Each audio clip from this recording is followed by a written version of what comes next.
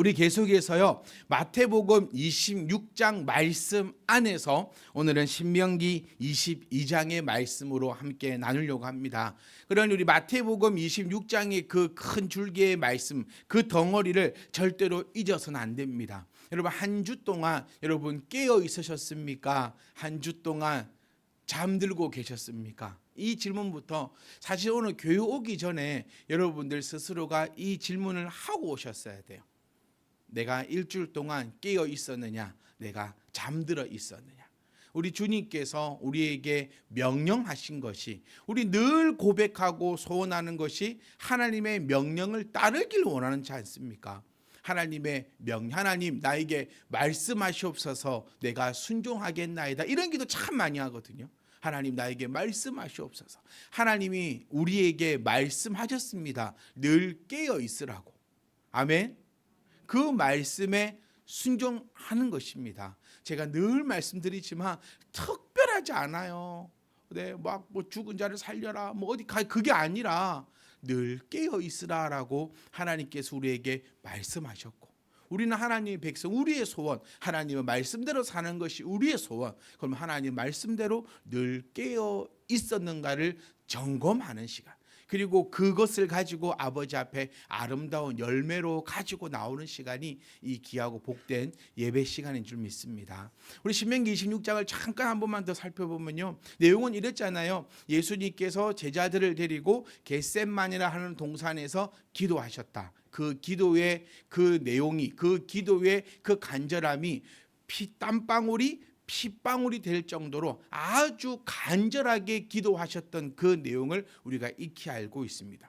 하지만 그 제자들은 두 분류로 나누었죠. 12명을 데리고 와서 3명만 데리고 가고, 그리고 돌을 던질 만큼의 거리에서 주님은 아주 간절히 기도하고 계셨다. 그런데 여기서 우리가 한번 살펴보고 또 살펴볼 수 있는 내용은요, 예수님의 기도가 처음은 아니었다라는 거예요. 예수님은 여러분 늘 기도하셨습니다. 새벽만 기도하신 것이 아니라요, 새벽도 기도하시고 오전도 기도하시고 저녁에도 기도하시고, 그냥 삶 자체가 기도의 삶이었음을 우리는 바라볼 수 있다라는 겁니다. 그러니까 이 제자들도요, 이 기도의 소리가 이제 익숙해졌다라는 것을 우리가 알 수 있어요. 여러분, 익숙하지 않으면 예수님께서 그 앞에서 그렇게 소리를 내며 간절함으로 끙끙대는 그 기도 소리에 제자들이 잠을 잘 수 없어요. 그러니까 이 장면을 통해서도 주님의 하시는 그 기도가 제자들에게도 익숙해져 있었다는 거. 우리 신앙인으로서 늘 주의하고 늘 살펴봐야 되는 게 익숙함에 쏘가 있는 것은 아닌가라는 걸 살펴봐야 돼요. 우리 오늘 함께 찬양했었습니다. 고마워라 임마누엘, 예수만 섬기는 우리 집. 여러분, 정말로 감사했습니까? 아니, 정말로 우리 감사합니까? 얼마나 감사한지 모릅니다. 고마워라. 돈 주셔서 고마운 게 아니고, 건강 주셔서 고마운 게 아니고, 내가 소원하던 것이 이루어져서 고마운 게 아니라요, 고마워라 임마누엘, 우리 집이 예수만 섬기니까 얼마나 고맙습니까? 이 시간도 보세요, 여러분. 우리가 어디 갈 데가 없어서 이 자리에 모였습니까? 할 것이 없어서 우리가 이 자리에 모였습니까? 우리 자녀들이 이 예배의 시간에 이렇게 앞에 앉아서 정말 목사님의 든든한 힘이 되며 교회의 그 놀라운 것들을 이루어가며 가정의 등대 역할을 하고 있다는 것이 여러분은 얼마나 고맙습니까? 이 고마워서, 이거는 어떻게 이런 표현이 돼? 고마워서 미칠 것 같은 표현이 이게 맞는 거예요. 내 소원을 이루어줘서 고마워 미치는 게 아니라 고마워라 임마누엘, 예수만 섬기는 우리 집이 얼마나 고맙고 감사하냐는 거예요. 이게 묻어져 가버리는 거예요. 내 아내가, 내 남편이, 내 자녀들이 그리스도 안에 있는 것은 당연한 것이 아닌 거예요. 우리 엄마가 나를 위해서 기도하는 것은 당연한 것이 아니에요. 이게 얼마나 놀라운 것이고 얼마나 고마운 건지 모릅니다. 그런데 어느 순간부터 우리가 이게 무감각해져 버리기 시작했다는 거예요. 옆에 지금 내 옆에 있는 집사님이 같이 예배 드리고 있는 이거 얼마나 고마운 줄 아세요? 이렇게 예배 드릴 수 있는 예배당이 있다는 거 얼마나 고마운지 아세요? 오늘 저는 사무실에 앉아가지고요, 한 2, 3년 전 생각이 나서 혼자 울컥했었어요. 뭐냐면 여러분, 그 코로나 시절에 저 혼자 이렇게 서가지고 예배 드릴 때 얼마나 오르는지 여러분 아시지 않습니까? 지나고 나니까 그것도 추억이거든요. 지나고 나니까 또 참 부끄럽기도 해요. 나 왜 그때 그렇게 막 울음이 나왔을까? 모르겠어요. 어떤 울음인지 모르겠는데, 또 지금 또 보면요, 성도님들이 이렇게 앉아 계신다는 게 목회자로서 얼마나 고마운 건지 아십니까? 또 반대로 얘기하면 저 언젠가는 한번 안 온다 했습니다. 말 안 하고 언젠가는 그런 날이 여러분 말 안 하고요. 말 안 하고 우리도 오고 다 왔는데 목사님은 없어. 여러분, 이 분명히 한 번 있을 겁니다. 얼마나 고마운지 아십니까, 여러분? 오늘도 교회 왔는데 목사님이 있고 또 예배를 드리고 말씀을 전해준다는 거, 이거 얼마나 고마운지 아세요? 우리가 이 신앙생활 하다 보니까, 어느 정도 하다 보니까, 아니면 30년 40년 하다 보니까 이게 그냥 무감각해져 가지고 당연한 것처럼 되어버린 거예요. 주님의 그 기도가 제자들 입장에서는요, 당연한 것처럼 그렇게 되어버렸던 거예요. 3번이나 와서 깨웠지 않습니까? 좋게 깨웠습니까? 안 좋게 깨웠어요. 그렇게 권면하고 야단치고 그랬는데도 불구하고 제자들은 자버리는 거예요. 왜냐하면 그만큼 민감하지 않았기 때문에. 사랑하는 성도 여러분, 오늘 우리는 추석을 맞이합니다. 추석 때 여러분 민감하게 깨어 있으셔야 합니다. 이 부분 오늘 여러분과 함께 정말 깊게 나누고 싶어요. 우리는 추석 시간을 보내면서요, 어쩌면 이게 민감하지 못하고 무감각해질 수도 있는 것을 우리도 고백하셔야 됩니다. 오늘 본문의 말씀은 우리가 한번 살펴보면 이렇게 나옵니다. 9절에요. 내 포도원에 두 종자를 섞어 뿌리지 마라. 이거를 보면 섞어 뿌리고 지금 있는 거예요.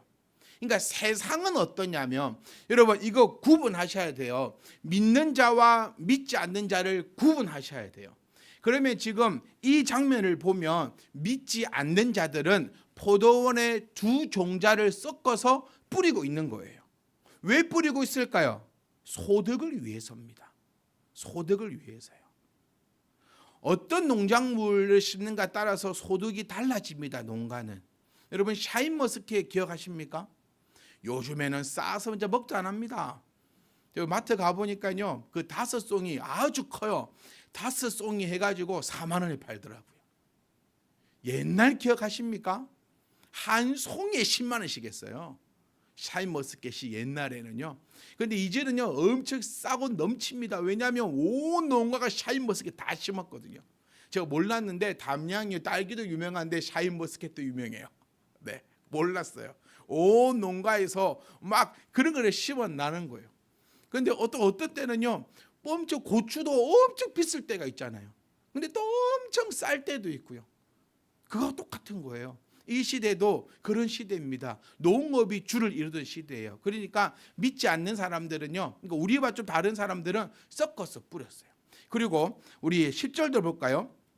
내 소와 나귀를 같이 묶어서 갈지 마라 했어요. 그런데 같이 묶어서 갈아요. 왜 같이 갈아서 가냐면요, 여러분 소하고 나귀하고는요 가격 차이가 엄청납니다. 소하고 나귀, 지금도 뭐 소는 비싸지만 가격 차이가 엄청나요. 소 2마리를 묶는 것보다 소 1마리와 나귀 1마리를 그렇게 묶어가는 것이 훨씬 더 경제적이라는 거예요. 또 보십시오. 11절 말씀을 보면 양털과 배실로 섞어 짜요. 여러분이 알고 있는 그 양털하고 여러분이 알고 있는 그 배입니다.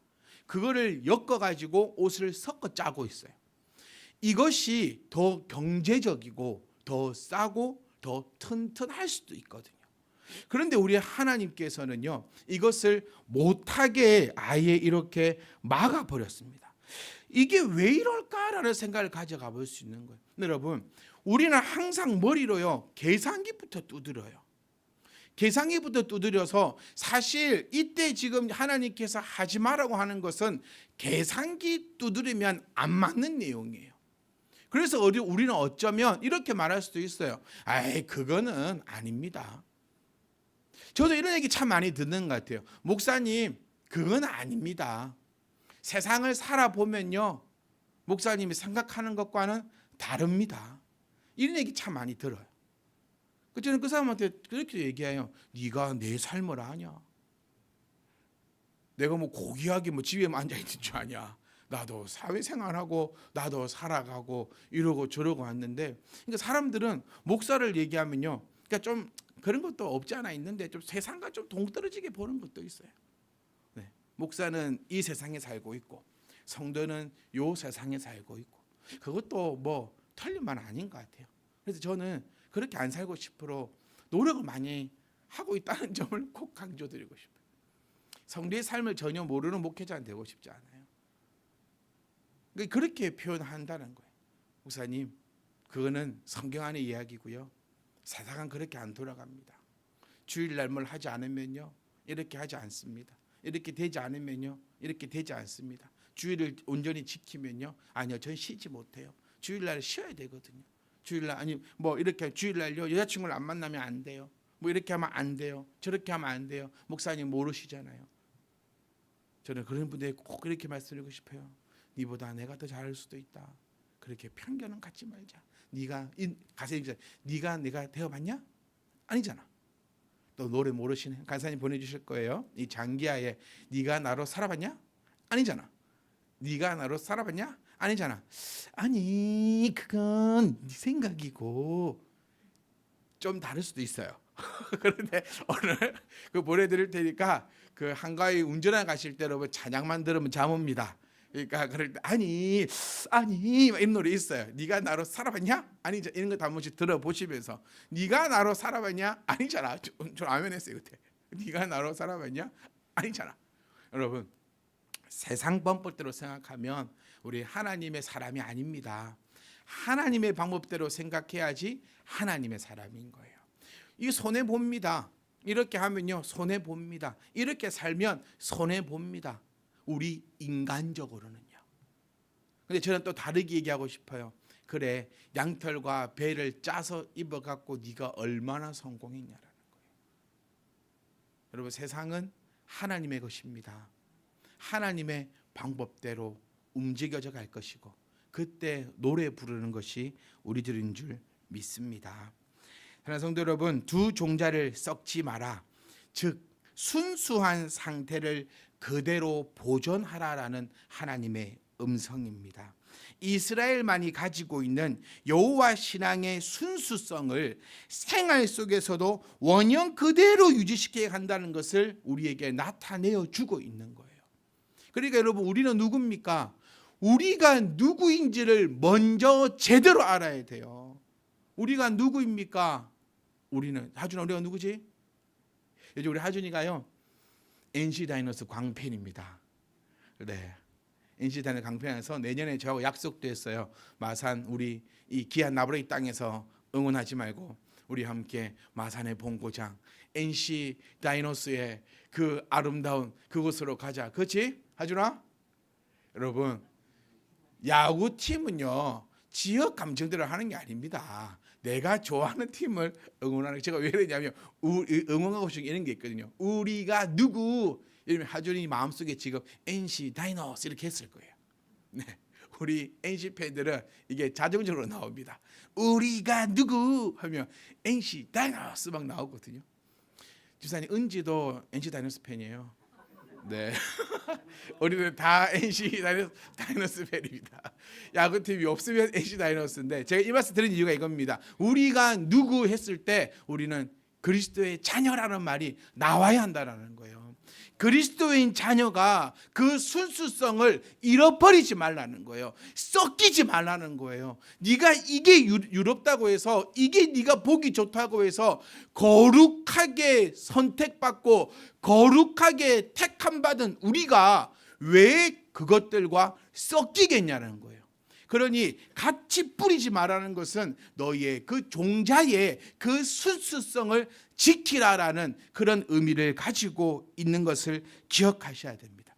소와 나귀를 같이 묶지 말라는 것은요, 소하고 나귀는요 보폭도 달라요, 심도 달라요. 그래서 같이 묶으면 안 되는 거예요. 그 의미를 우리가 살펴보면요, 부조화를 이야기하는데, 성도가 세속인들과, 즉 믿는 사람이 믿지 않는 사람과 타협하거나 동화하는 것을 금하는 것을 나타내어 주고 있는 거예요.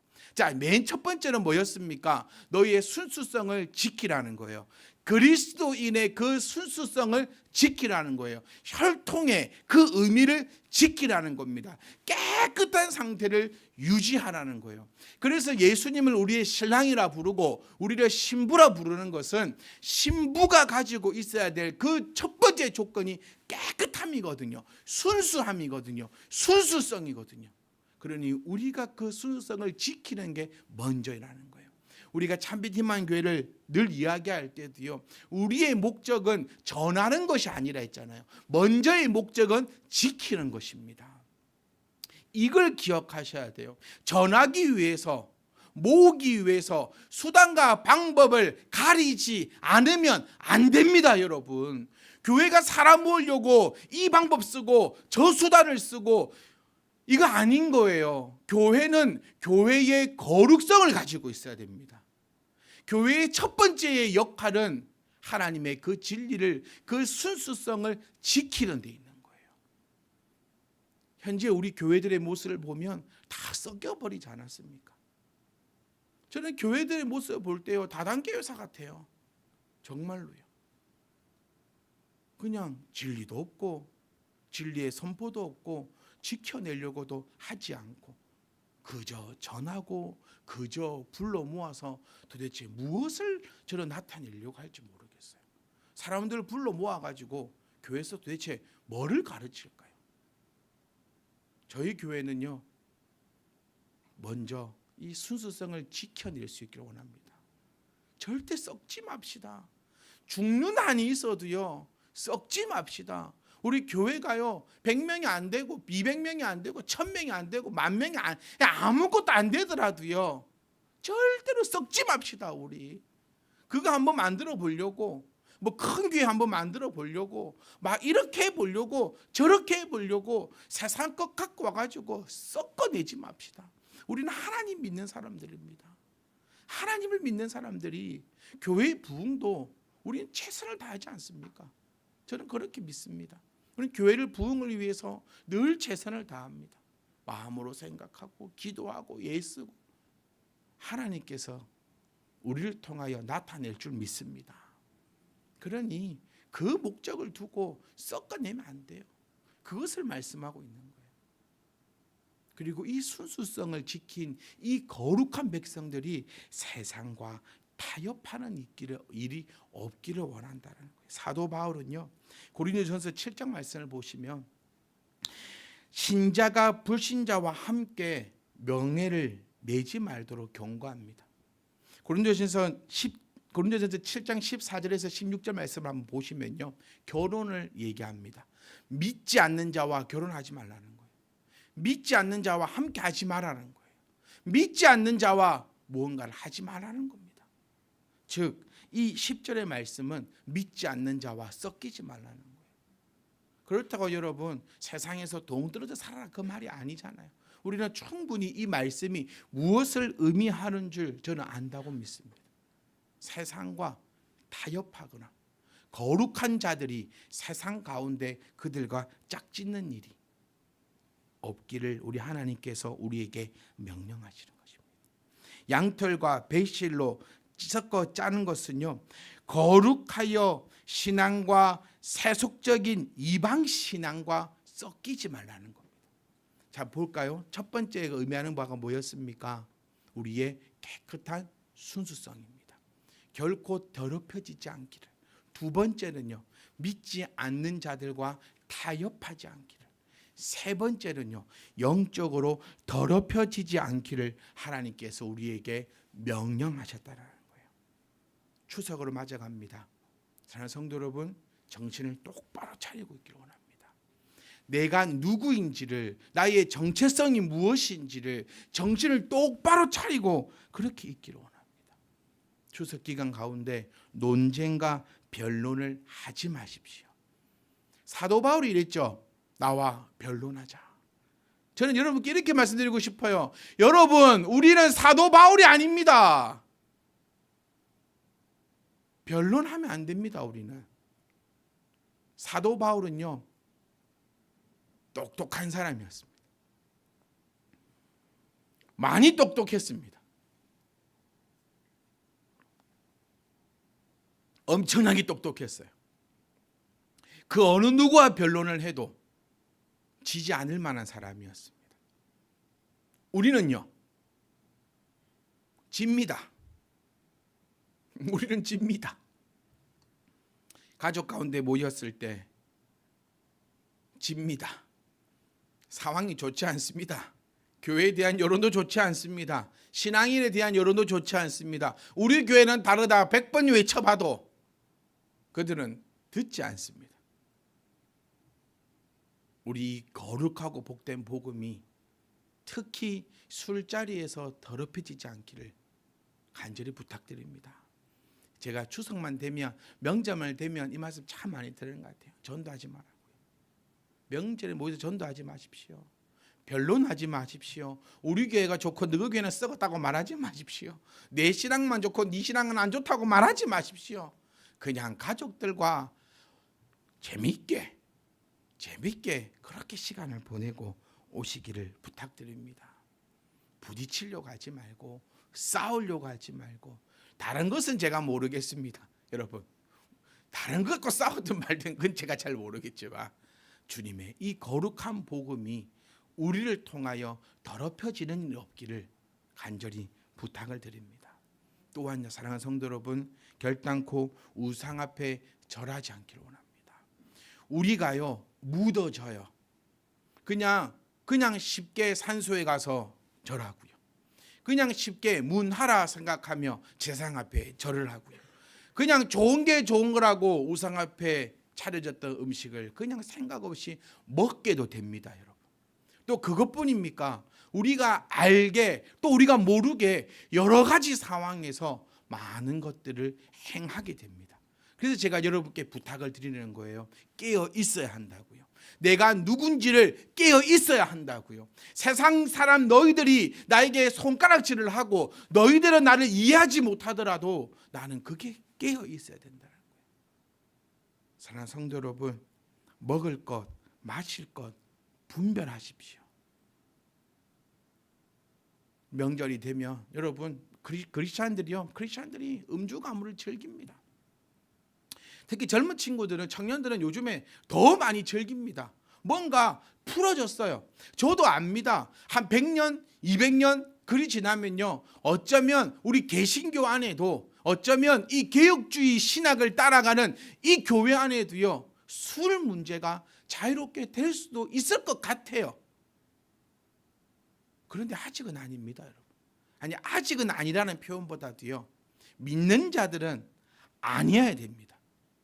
지난주 우리 주니어 자녀들과 이 얘기 심도 깊게 한번 했었어요. 술 먹으면 지옥 가냐 천국 가냐, 그 문제가 아니잖아요. 천국과 지옥의 문제가 술이 아닙니다. 술과 마약이 뭐가 다릅니까? 술과 담배와 마약이 뭐가 다릅니까? 마약해도 됩니까, 여러분? 마약할까요? 마약은 안 된다 그래요. 술은 왜 됩니까? 마약은 법으로 금지하잖아. 아니요. 다른 나라는 법으로 금지하는 나라도 많습니다. 태국 가보셨습니까? 마약을 입에 물고 삽니다. 길거리에서 대마초를 흔하게 팝니다. 미국 가보셨습니까? 난립니다. 그러니까 마약 할 겁니까? 안 합니다. 왜 안 합니까? 그리고 우리 여러분, 정신을 바짝 차려야 됩니다. 옆에 저 친구는 교회 다니는데 와인 한 잔씩 하더라. 와인은 천국 가는 거 문제 없다 하더라. 오늘 이 본문의 말씀을 보십시오. 썩히지 말라는 거예요. 천국과 지옥의 문제로 술, 담배, 마약을 안 하는 것이 아닌 거예요. 세상 너희는 모두가 술과 담배와 마약에 찌들려 있더라도 나는 하지 않는 거예요. 왜냐하면 하나님께서 오늘 우리에게 너희는 너희가 입는 겉옷에 내 귀에 술을 만들어라라고 우리에게 명령하고 계신 거예요. 입는 옷, 이런 옷에 내 깃에 술을 다는 거예요. 우리 옛날이 아니고 우리 성경 공부하실 때 다윗이 사울의 숯을 잘라갔던 거 기억나시죠? 목숨을 해하지 않고 술만 잘라갔던 거 기억하실 거예요. 이 술이 여기서부터 나오는 거예요. 신명기에서 우리에게 명령했기 때문에 사울뿐만 아니라 지금도 달고 다니는 거예요. 이것이 무엇을 의미합니까? 믿지 않는 사람들과 구분되었음을 나타내라는 거예요. 그 술을 달면서 나는, 너는 하나님의 선택된 백성임을 나타내라는 거예요. 다윗이 왜 사울의 술을 잘랐습니까? 그 술이요, 옷에 달고 있는 그 술이요, 생명보다 더 귀하게 여김을 받던 거였거든요. 생명은 빼앗아 갈지언정 내 안에 있는 예수 그리스도는 빼앗아 갈 수 없다라고 고백해서 지켜낸 것이 지금 현재 우리가 믿고 있는 이 아름다운 복음임을 기억하신다면, 사랑하는 성도 여러분, 정말 이 명절 기간에 먹을 것과 마실 것에 정말 크게 깨어 있으셔서 결단코 믿지 않는 자들과 함께 먹고 마시며 그 가운데 희락을 느끼지 않는 저와 여러분 되시기를 주의 이름으로 축복합니다. 사랑하는 성도 여러분, 술과 담배와 마약과 이런 것들은요, 구원의 문제로 논하고 싶지 않아요. 세상과 섞이지 말라는 거예요. 그렇다면 구원의 문제까지도 우리가 연결해 볼 수 있어요. 구원은 어떤 자가 받습니까? 하나님을 믿는 자다라고 우리는 배웠습니다. 하나님 믿는 자가 누구입니까? 하나님의 말씀을 따르는 자다라고 믿었어요. 성경에 어디 술 먹지 말라고 있습니까? 나는 이제 그런 말 하지 말고 오늘 이 본문의 말씀을 보아라.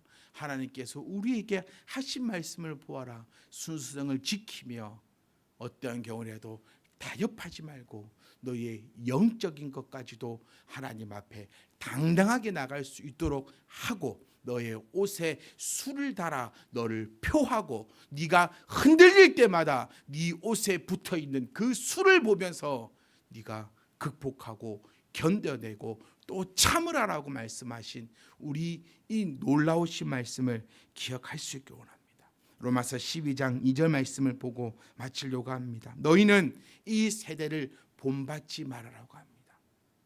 이 세대는요, 여러분, 이제는 믿지 않는 자들만 얘기하는 것이 아니라 교회에 다니는 자들 또한 포함하고 싶어요.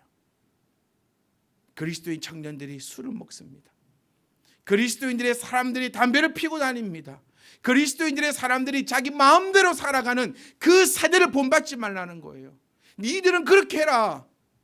나는 본받지 않겠다는 거예요. 오직 마음으로 새롭게 함으로 변화를 받아 하나님의 선하시고 기뻐하시고 온전하신 뜻, 그 뜻이 바로 네 옷에 술깃을 달고 세상과 구별되어 그 놀라운 것들을 해나가라는 뜻이, 온전한 뜻이 무엇인지를 분별하도록 하라고 했던 이 바울의 이 놀라우신 말씀을 우리가 기억하면서, 사랑하는 성도 여러분, 깨어 있으십시오. 정말 이 명절 가운데도 해이해지지 말고, 내 몸은 휴식하고 내 몸은 좀 쉬고 그렇게 한다 할지라도 그것이 필요한 명절이지만 내가 영적으로 더욱더 깨어 있어서, 다른 믿는 가족들은, 교회 다닌다는 사촌들은 그렇게 한다 할지라도 나는 내 깃에 술을 기억하며 거룩함을 입은 백성들로서 아름다운 삶으로 아름다운 명절 보내시고 다음 주에 뵐 때 우리 더욱더 경건해지고 더욱더 빛이 나는 그런 모습으로 함께 하나님을 찬양하고 예배하시기를 주의 이름으로 축복합니다.